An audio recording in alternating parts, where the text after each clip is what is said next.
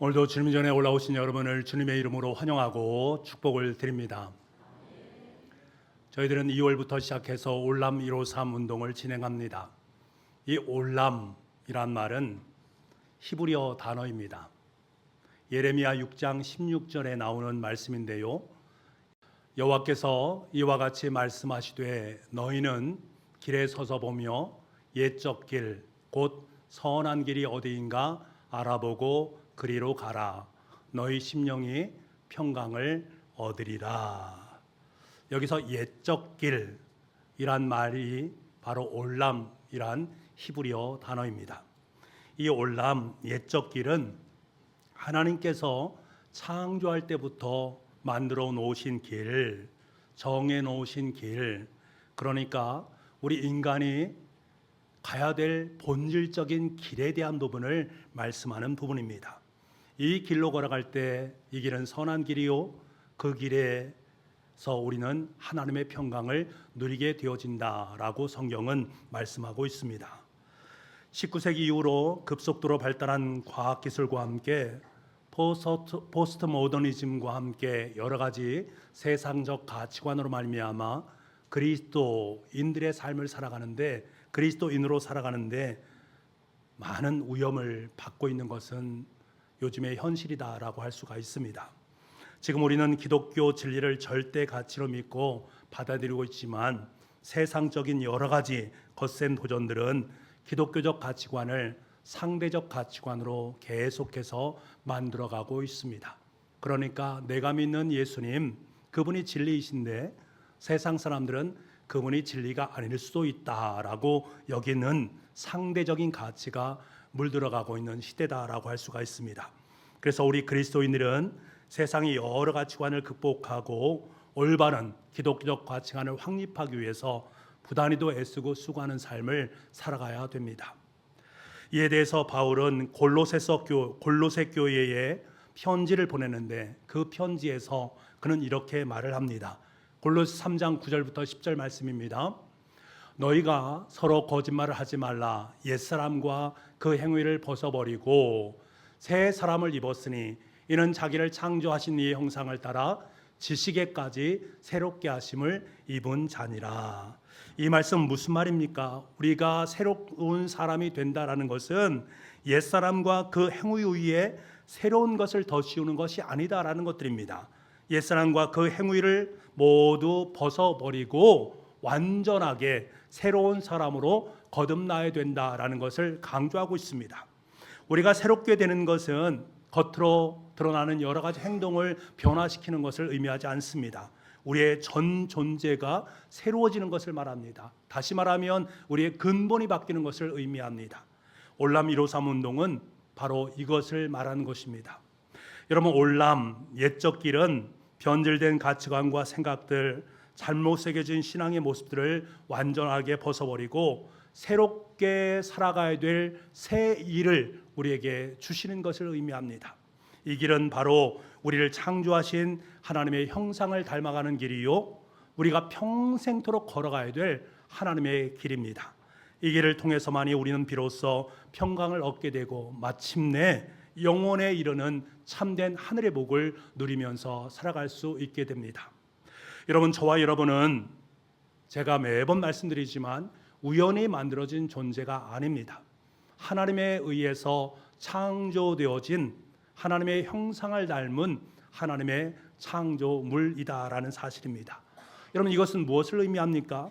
우리는 하나님께로부터 왔다라는 거예요. 하나님의 형상을 지음받은 존재라는 사실입니다. 더 나아가서 창조주 하나님께서 우리를 주관하시고 우리를 섭리하시는 분이시다. 그러니까 하나님의 주권이 우리의 삶 속에 있고 그 하나님의 주권으로 말미암아 우리가 하나님께서 인도하는 길로 걸어가는 존재가 되었다라는 것을 의미하는 말입니다.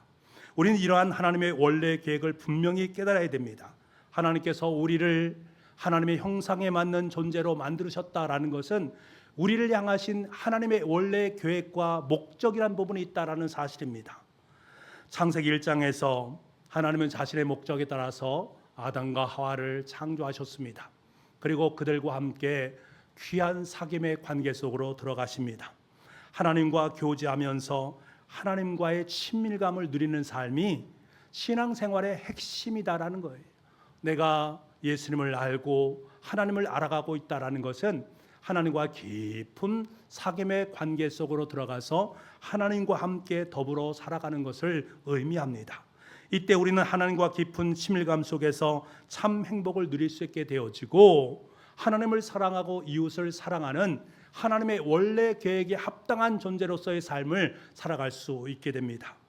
그런데 이렇게 하나님과의 친밀한 관계를 누리는 우리의 인생 속에 뱀이라는 죄악이 들어오게 되어짐으로 말미암아 우리는 죄 가운데 노출이 되었습니다. 그래서 하나님과의 관계가 단절되어지고 인간과 인간의 관계 속에 공동체가 단절되기 시작합니다. 그로 말미암아 인간은 비참한 상태 속에 빠지게 되는 것들이지요. 이것을 너무나 안타깝게 여기신 하나님께서는 우리를 끝까지 사랑하심으로 말미암아 예수 그리스도를 우리 가운데 보내주시고 하나님의 구원의 놀라운 은총을 우리 가운데 베풀어 주었습니다. 그래서 우리는 오직 예수님을 믿음으로 말미암아 구원을 받게 되었고, 그 구원의 문이 활짝 열리는 아름다운 역사를 보게 된 것입니다. 다시 말해서 예수님께서 하나님의 원래 계획을 회복시켜 주심으로 말미암아 우리를 통해서 하나님께서 허락하신 원래 길, 옛적 길로 들어설 수 있도록 만들어 주셨다. 그것을 회복시켜 주신 분이 바로 예수 그리스도시다라는 것들입니다. 이것을 바로 올람, 옛적 길의 회복이라고 말할 수 있습니다. 그러니까 예수님께서 허락되어진 그 길, 길이요 진리요 생명 되신 그 길이 바로 올람의 길이요, 올람의 길을 회복하는 예수 그리스도의 길이다라는 사실입니다. 여러분, 우리가 옛적 길을 회복할 때에 우리의 삶에는 하나님의 놀라운 은혜가 있습니다. 예레미야 6장 16절 말씀에 뭐라고 말씀하십니까? 그 길은 선한 길이요, 그 길로 들어선 우리에게 하늘의 평강이 임하게 된다라고 말씀하고 있습니다. 여러분, 옛적 길은 선한 길입니다. 선한 길은 곧 우리가 행복에 이르는 길이요, 하나님의 복에 이르는 길입니다. 그 길로 들어설 수 있는 우리가 될 수 있기를 간절히 소망합니다. 그래서 우리가 하나님이 원하시는 옛적 길을 걸어갈 때에 우리의 마음속에 진정한 하늘의 평강이 임하게 되는 것들입니다. 우리가 걸어가는 인생길, 즉 올람, 옛적 길을 올바로 걷게 된다면 어떠한 삶이 우리 가운데 펼쳐지게 되어질까? 이것을 우리에게 잘 말해주는 시편이 있습니다. 시편 1편 1절부터 3절 말씀에 보면 올람의 길을 걸어가는 사람에게 주어진 하나님의 은혜입니다. 시편 1편부터 1절부터 3절 말씀 우리 같이 한번 읽어보도록 하겠습니다. 우리가 잘 아는 말씀이니까 같이 한번 읽겠습니다. 시작. 복 있는 사람은 악인들의 꾀를 따르지 아니하며 죄인들의 길에 서지 아니하며 오만한 자들의 자리에 앉지 아니하고 오직 여호와의 율법을 즐거워하여 그의 율법을 주야로 묵상하는도다. 그는 시냇가에 심은 나무가 철을 따라 열매를 맺으며 그 잎사귀가 마르지 아니함 같으니 그가 하는 모든 일이 다 형통하리로다. 아멘. 지금 시편 기자는 우리에게 뭐라고 말합니까? 죄인의 길에 들어서지 말고 의인의 길로 들어서라, 의인의 길을 걸어가라 라고 권면하고 있습니다. 그러면서 이 의인의 길을 걸어가게 되어지면 시냇가에 심은 나무가 철을 따라 열매를 맺고 그 잎사귀가 마르지 아니함과 같을 것이다. 그리고 결국에는 우리의 삶 속에 다 형통함의 모습으로 내 인생이 귀결되게 될 것이다 라는 것을 분명하게 밝히고 있습니다. 여러분, 바로 의인의 길, 이 길이 바로 올람, 옛적 길이라는 거예요. 이 길은 선한 길이고 평강의 길일 뿐만 아니라 우리의 삶 속에 하늘의 형통함을 허락하는 길입니다. 그 길로 들어설 수 있는 은혜가 우리 가운데 있어야 됩니다. 사랑하는 여러분, 주님은 우리에게 올람, 옛적 길로 걸어가라 말씀하십니다. 죄인의 길에서 벗어나서 하나님께서 원하시는 의인의 길로 걸어가라 말씀하십니다. 다시 말하면 하나님께서 세속적인 가치관을 가지고 이 땅의 삶을 살아가는 것이 아니라 성경적 가치관, 그리스도인의 가치관을 가지고 이 땅의 삶을 살아가라라고 우리에게 명령하십니다. 이를 위해서 교회는 열심을 다해서 하나님 말씀을 중심으로 기독교의 가치관을 가리킬 필요가 있고, 우리 성도들은 가정 예배를 통해서 자녀에게 하나님 나라를 반드시 전해줄 수 있어야 됩니다. 이 길만이 생명의 길이고 영원으로 나아가는 길입니다. 이 길만이 가정을 살리는 길이요, 다음 세대를 하나님의 세대로 만들어가는 유일한 길이다라는 사실을 우리는 깨달아야 됩니다. 그래서 오늘은 특별히 다음 세대에 대한 부분을 여러분과 함께 나누기를 원합니다. 신앙이란 것은 어느 시대나 막론하고 부모로부터 자녀에게로 이양되는 것입니다. 전승되는 것들이지요. 여기서 부모 세대가 다음 세대로 이어지는 그 다음 세대를 우리는 신앙의 다음 세대라는 말을 사용을 합니다. 여러분, 다음 세대를 신앙으로 양육한다라는 것은 대단히 중요합니다. 다시 말해 우리 자녀들을 하나님의 말씀으로 양육한다라는 것은 대단히 중요합니다. 여기서 성경은 우리에게 이것을 말하면서 많은 부분을 할애하고 있습니다. 성경의 곳곳을 보게 되면 우리의 신앙이 단순히 나의 신앙으로 머무는 것이 아니라 우리 자녀들에게 그 신학이 양도되어져야 된다는 것을 누차 강조하고 있습니다. 모세 또한 이를 여러 번 언급했습니다. 구약 성경에 수많은 구절들이 있지 않습니까? 그 구절 중에서 가장 중요한 구절이 무엇인가? 신명기 6장 4절부터 9절까지 말씀입니다. 그런데 이 신명기 6장 4절부터 9절까지 말씀이 우리 자녀를 양육하는 말씀과 관련성이 있다는 거예요. 구약 성경에서 가장 중요한 말씀이 우리 자녀들의 양육과 관련되어 있다는 것은 그만큼 중요함을 우리에게 말하는 부분입니다. 우리 신명기 6장 4절부터 9절까지 말씀, 모세가 뭐라고 얘기하는가 한번 보도록 하겠습니다. 시작. 들으라, 우리 하나님 여호와는 오직 유일한 여호와시니 너는 마음을 다하고 뜻을 다하고 힘을 다하여 내 하나님 여호와를 사랑하라. 오늘 내가 내게 명하는 이 말씀을 너는 마음에 새기고 내 자녀에게 부지런히 가르치며 집에 앉았을 때에든지 길을 갈 때에든지 누워 있을 때에든지 일어날 때에든지 이 말씀을 강론할 것이며 너는 또 그것을 내 손목에 매어 기호를 삼으며 내 미간에 붙여 표로 삼고 또 내 집 문설주와 바깥문에 기록할지니라. 우리는 이 구절을 쉐마 이스라엘, 들으라 이스라엘이란 말로 아주 중요한 구절로 알고 있습니다. 그리고 지난 한 해 동안 우리는 이것을 암송했습니다. 이 말씀은 이스라엘의 다음 세대의 신앙 교육의 핵심을 우리에게 말하는 부분입니다. 이 구절의 핵심 정신은 무엇입니까? 부모님이 먼저 마음을 다하고 뜻을 다해서 하나님을 사랑해야 된다. 그리고 그 사랑하는 그것을, 이 신앙을 우리 자녀들에게 양육해야 된다라는 것을 의미할 때 가수에 대한 부분을 말하는 부분이 바로 이 부분이다라고 할 수가 있습니다. 이뿐만 아니라 모세는 자신의 인생 말년에 마지막 우리들에게 설교 말씀을 하지 않습니까? 유언과도 같은 설교 말씀을 할 때에 그 마지막 당부가 무엇인가 하면 다음 세대의 신앙 양육에 대한 부분을 당부합니다. 신명기 32장 7절 말씀인데요. 옛날을 기억하라. 역대의 연대를 생각하라. 내 아버지에게 물으라. 그가 내게 설명할 것이요. 내 어른들에게 물으라. 그들이 내게 말하리로다. 모세가 지금 역대의 연대, 다시 말하면 선조들이 어떻게 신앙생활을 해왔는지 그 선조들의 신앙의 역사를 마음판에 잘 새길 수 있어야 된다. 그런데 어느 날 너의 자녀가 너에 대해서 너에게 왜 우리의 신앙의 선조들은 이러한 삶을 살았습니까? 그들이 가지고 있는 신앙의 모습은 무엇입니까? 무엇을 우리에게 말하는 것입니까? 라고 물을 때에 우리 부모들은 그에 대해서 분명하게 신앙적인 양육을 해야 된다라는 것을 강조하고 있는 말입니다. 그러니까 부모는 항상 자녀들에게 하나님의 역사와 하나님의 말씀을 가르칠 준비를 해야 되고 그렇게 가르쳐야 된다라는 거예요. 다시 말하면 지금 모세는 자녀들의 신앙 교육은 당대에만 끝나는 것이 아니라 오고 오는 세대에 계속적으로 이어질 수 있어야 된다라는 거예요. 나만 예수 그리스도를 잘 믿는 것이 아니라 우리 자녀들에게도 예수 그리스도를 잘 믿을 수 있도록 할 뿐만 아니라 그 자녀의 자녀들에게도 예수 그리스도를 믿음으로 말미암아 승리하는 삶을 살 수 있도록 만들어가야 된다. 이것을 지금 모세는 평생토록 이스라엘 백성들에게 강조했다라는 사실입니다.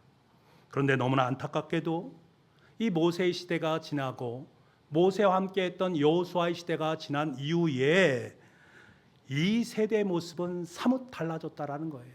그 달라진 세대의 모습을 사사기 2장 10절 말씀에 이렇게 기록을 하고 있습니다. 그 세대의 사람도 다 그 조상들에게로 돌아갔고, 그 세대의 사람이란 말은 모세 시대의 사람 그리고 여호수아의 시대의 사람들은 다 조상들에게로 돌아갔고 다 죽었다란 말입니다. 그 후에 일어난 다른 세대는 여호와를 알지 못하며 여호와께서 이스라엘을 위하여 행하신 일도 알지 못하였더라. 우리가 여기서 주의해 보아야 될 단어 하나가 있는데 다른 세대라는 말입니다. 이 다른 세대라는 말이 너무나 마음이 아프게 우리에게 다가옵니다. 이 말의 의미는 무슨 말입니까? 모세와 여호수아와 함께했던 동시대 사람들이 다 죽었습니다. 모세는 아까도 말씀드렸지만 신앙의 양육에 대한 부분을 무척이나 강조했습니다. 여호수아 시대도 마찬가지 모습이었습니다. 이들은 신앙을 잘 물려받고 신앙을 잘 계승했습니다. 그래서 다음 세대가 되었단 말입니다. 그런데요, 그 이후 세대는 여호와를 버리고 우상을 섬기고 하나님께서 어떤 일을 행하셨는지도 알지 못하는 세대가 되었다라는 거예요. 다시 말하면 다음 세대가 되지 못하고 완전히 다른 세대가 되었다라는 것들입니다. 다음 세대라고 말하지도 못하고 다른 세대라고 표현되어 있습니다. 이것을 보면서 마음이 너무나 많이 아프다라는 것들입니다. 신앙을 계승하는 다음 세대가 아니라 전혀 하나님에 대한 신앙이 아닌 다른 신앙을 가지고 있는 세대가 만들어지고 있음을 보게 됩니다. 이때부터 이스라엘은 약 350년 동안 신앙의 암흑기를 갖게 됩니다. 그 암흑기를 우리는 사사시대라고 말을 하고 있습니다. 각자의 소견에 오른 대로, 하나님이 오른 대로가 아니라 각자 자신의 소견에 오른 대로 자식들을 양육하고 길러냈다라는 거예요. 그래서 하나님을 알지 못하는 세대가 되었다라는 것들입니다. 전혀 다른 세대가 된 것입니다.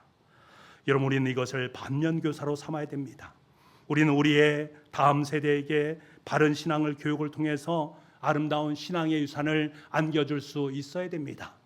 우리 자녀들을 다른 세대로 만들어가는 것이 아니라 우리 자녀들을 다음 세대로 길러낼 수 있는 은혜가 저와 여러분의 삶 가운데 있기를 간절히 소망을 합니다. 신약시대 이후에도 신앙의 다음 세대는 교회의 유지와 교회의 부흥에 지대한 영향을 미쳤습니다. 그래서 초대교회부터 교회는 신앙의 다음 세대를 위한 교육과 양육에 많은 정성을 들여왔습니다. 이러한 분위기는 종교개혁 이후에도 더욱더 강화가 되었습니다. 우리가 잘 알고 있는 웨스터민스터 소유리 문답이 있지 않습니까? 이 소유리 문답은 사실 어린 자녀들의 교리 교육을 위해서 사용됐던 것입니다. 다시 말하면 신앙의 교육을 위해서 책을 만들었던 것들입니다. 다음 세대를 위해서 체계적인 신앙 교육을 그들에게 했고 그 결과물로 주일학교가 생기게 됩니다. 우리나라에서는 여름 성경학교와 수련회를 통해서 더욱더 활발하게 다음 세대를 교육하는 장이 열리게 되었습니다. 이런 다음 세대의 신앙 교육으로 말미암아 교회는 지난 2000년 동안 교회의 명맥을 유지할 수 있었고 우리 한국교회 역시 선교 역사 100년 동안에 엄청난 부흥의 역사를 일궈냈습니다. 무엇을 말하는 것입니까? 다음 세대의 신앙 교육이라는 것은 교회와 기독교 신앙의 근간이라는 거예요. 이 근간이라는 것이 참 중요합니다. 문제는 현재입니다. 문제는 우리가 살아가는 이 시대입니다. 다음 세대에 대한 신앙 교육을 하기에는 너무나도 불리한 환경 속에 놓여 있는 모습을 보게 됩니다. 가장 문제가 되는 것은 인구 감소에 따른 어린아이들이 급격히 줄게 되고 한국 교회는 심각한 노령화 현상으로 점점 변해가고 있는 모습을 보게 됩니다. 특별히 젊은 세대의 교회 이탈이 가속화되고 있는 상황 속에 놓여 있단 말입니다. 한 번은 청년과 대학생들을 대상으로 해서 설문조사를 했습니다.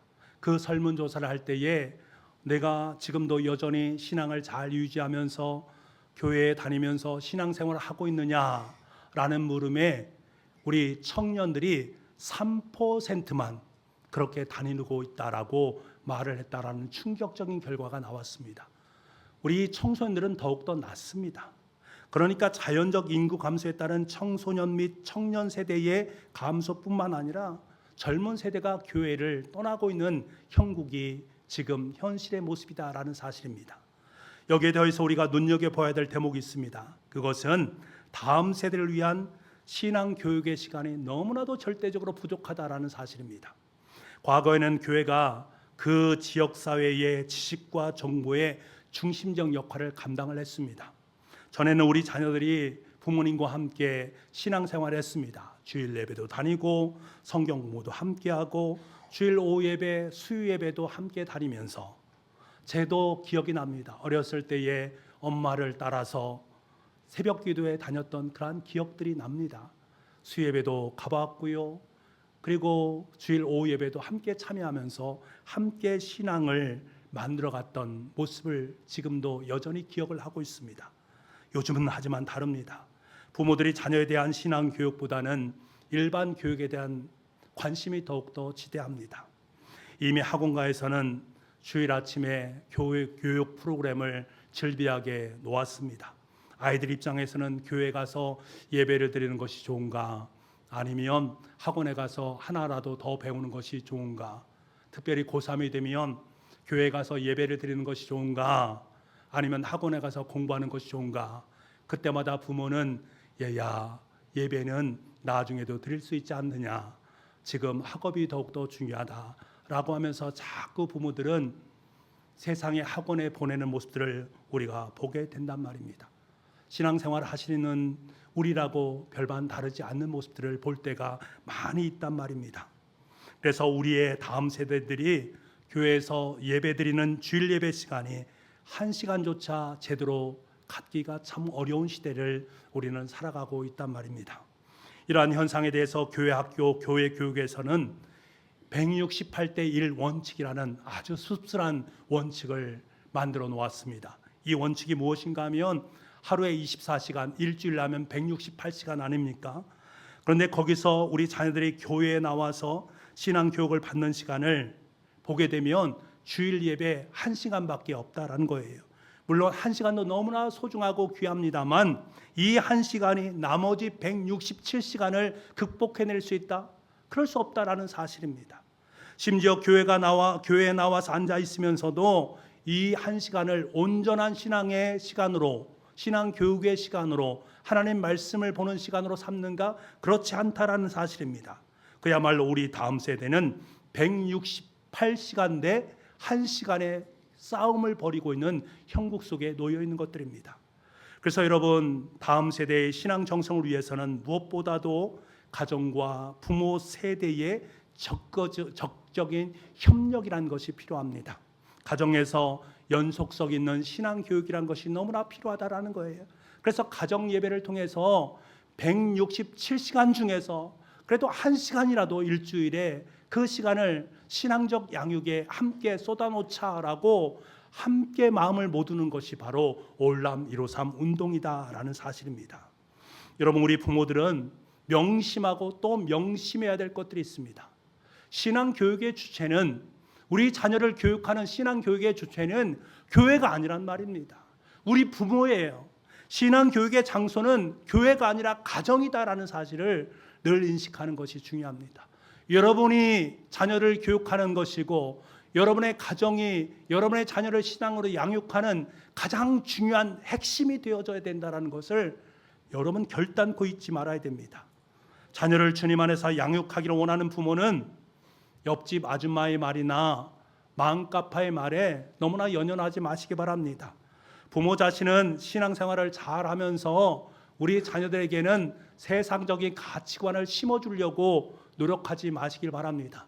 내가 신앙생활 열심히 할 테니까 너는 성공하고 너는 잘 되어져야 된다라는 세상적 가치관을 아이들에게 심어주지 마시기 바랍니다. 자녀에게 공부를 잘 시키는 것이 자녀의 신앙교육을 잘 시키는 것이라고 착각해서는 안 됩니다. 세상에 성공적인 사람이, 그 사람이 신앙을 잘 갖고 있는 사람이 될 수도 있고 그렇지 않을 수도 있다는 것을 우린 늘 마음속에 품고 있어야 됩니다. 자녀들에게 세상의 성공을 추구하고 교회와 신앙을 덜 중요하도록 인식하도록 만들지 말라라는 거예요. 우리 부모들 중에 그런 분이 있지 않습니까? 자녀들에게 교회 가면 이 사람이 문제고 저것도 문제고 저것도 문제다. 어릴 때부터 그것을 말합니다. 목사님도 문제고 장님도 문제고 교회 여러 가지 것도 부족하고 이런 부분들을 우리 자녀들에게 어릴 때부터 말하는 그런 부모들이 있다는 거예요. 여러분, 그러지 말라는 것입니다. 지금 우리 자녀에게 가장 필요한 것이 무엇입니까? 하나님 아닙니까? 하나님 중심의 삶 아닙니까? 하나님 나라와 하나님의 의를 위해 살아가는 건 아니겠습니까? 그것이 우리 자녀들에게 가장 큰 행복이요 가장 큰 기쁨이 되어야 되는 것 아니겠습니까? 여러분의 자녀들은 안녕하십니까? 여러분의 자녀들은 신앙 안에서 아름답게 잘 자라가고 있습니까? 우리 부모들이 늘 염려가 되는 것이 바로 이것 아니겠습니까? 이것 때문에 우리는 늘 전전긍긍하면서 삶을 살아가고 있습니다. 그런데 여러분, 지금이라도 168대 1의 치열한 영적 전투를 벌이고 있는 우리의 다음 세대들에게 우리 교회와 부모는 든든한 신앙의 지원군이 되어줘야 됩니다. 사실 신앙의 대를 이어가는 일에 있어서 가장 중요한 것은 여러분의 몸을 통해서 신앙적 교육을 하는 것입니다. 여러분을 통해서 자녀들은 우리 부모가 어떻게 예배를 드리고 있고 어떻게 하나님께 기도하고 있고 어떻게 하나님을 찬양하고 있는가 하는 것을 다 보고 있습니다. 그런데 우리의 현실은 자녀들과 함께 예배를 드리지 못하고 따로 예배를 드리기 때문에 신앙의 대를 이어주는 일이 쉽지가 않습니다. 부모의 신앙을 자녀에게 본으로 보여주고 자녀들에게 자연스럽게 내 삶을 통해서 예수님을 논할 수 있는 은혜가 있어야 되는데 그러한 은혜를 교회에서는 할 수 없기 때문에 가정 속에서 그것을 보여줄 수 있어야 되는데 그렇지 못할 경우들이 너무나 많이 있다는 거예요.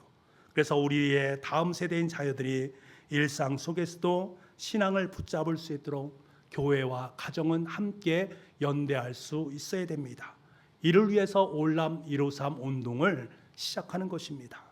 이런 우리 교회는 올람 153 운동을 통해 교회의 본질을 회복하고 우리의 다음 세대에게 그리스도의 본질을 회복하게 하기 위해서 최선을 다해야 됩니다. 이를 위해서 가정 예배를 강화하고 168대 1의 치열한 영적 전투에서 조금이나마 우리 부모와 자녀들이 가정 안에서 말씀의 승리를 누릴 수 있는 은혜가 있기를 간절히 소망을 합니다. 이 귀한 올람 153 사역에 온 교우들이 적극적으로 동참하고 여호수아의 이후에 다른 세대처럼 보이는 지금 현실 속에 있는 다른 세대들의 자녀들을 다음 세대의 신앙의 자녀들로 아름답게 양육해낼 수 있는 저와 여러분 될 수 있기를 간절히 소망합니다. 우리 교회뿐만 아니라 이 한국교회가 바로 그렇게 되어져야 됩니다. 저와 여러분의 가정이 그러한 은혜의 가정으로 아름답게 변할 수 있어야 됩니다. 그래서 마지막에 우리 결단할 수 있기를 원합니다. 여호수아가 이스라엘 백성을 향해서 결단을 촉구했듯이 우리 또한 이 시간에 다시금 확신하게 결단할 수 있는 은혜가 있기를 원합니다. 여호수아가 뭐라고 결단했는가? 여호수아 24장 15절 말씀입니다. 만일 여호와를 섬기는 것이 너희에게 좋지 않게 보이거든 너희 조상들이 강 저쪽에서 섬기던 신들이든지 또는 너희가 거주하는 땅에 있는 아모리 족속의 신들이든지 너희가 섬길 자를 오늘 택하라. 그때 여러분은 고백할 수 있기를 원합니다. 오직 나와 내 집은 여호와를 섬기겠노라. 우리 함께 고백하겠습니다. 오직 나와 내 집은 여호와를 섬기겠노라. 올람 153을 통해서 여러분의 가정과 여러분의 자녀와 여러분의 삶이 오직 여호와 하나님만을 섬길 수 있는 아름다운 역사가 있기를 간절히 소망합니다.